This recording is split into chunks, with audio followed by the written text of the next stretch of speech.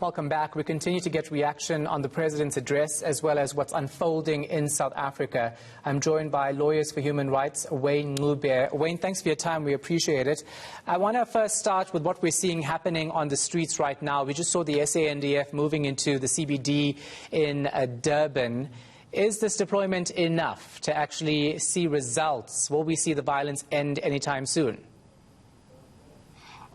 Well, we hope that there will be an end to violence, but particularly as human rights organizations, we're always very cautious when we see the deployment of the army, as they're not trained in terms of public order policing, kind of following the Criminal Procedure Act and staying within the bounds of the law. We saw this earlier in last year when they initially deployed.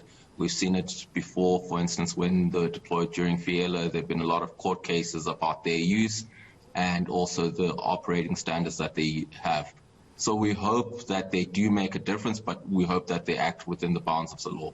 Which is why this statement clearly says, I guess, that the SANDF will be supporting the SAPS. And we haven't actually seen them work outside of the SAPS presence in certain areas. Yes, and I think the statement, obviously we didn't get a lot of information regarding the statement. The Constitution, Section 201, is very clear about the fact that a notice has to be given by the President to Parliament, outlining very particularly how they'll be used, where they'll be used, how long they'll be used, to what extent they'll be used. And maybe some of that information is kind of trickling in and we're all kind of catching up at the moment. But yeah, we also want to see what their operating protocols are.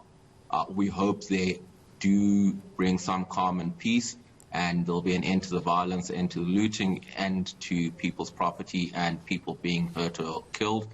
But we also hope that they do not escalate the situation. Yeah. And in terms of public order policing and what we've seen unfold so far, it was a very calm, measured approach, which many experts would say is the right way to deal with this. Do you feel the same way? Was it the right way to continue operations?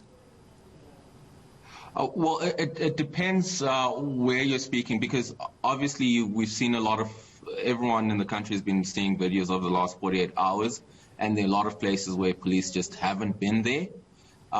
But ultimately, if it's taking a measured approach or killing people, you'd rather take a measured approach. Law enforcement can always follow up. Where arrests can be made, they can be made later on, particularly now that most of the evidence is on video circulating around. And so we also do hope that there are prosecutions, there is follow-up to a lot of, particularly the more heinous violence, property damage. So we are encouraged, at least, that the state is not responsible for, I suppose, any human rights violations so far. Yeah. And you have not received any information on any human rights violations so far? Because we have seen some communities taking the law into their own hands as well.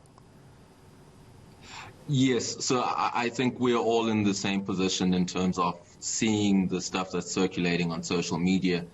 Nothing has come out yet from the communities that we represent and that kind of get hold of us in terms of human rights violations and seeking representation. We hope that that's not something we start to receive calls for because the army has arrived. And traditionally, unfortunately, whenever the army do get involved in public policing, our phones start ringing a lot and we start documenting a lot of rights violations. All right. Thank you so much for your time. We appreciate it. That was a National Director for Lawyers for Human Rights, Wayne Ncube.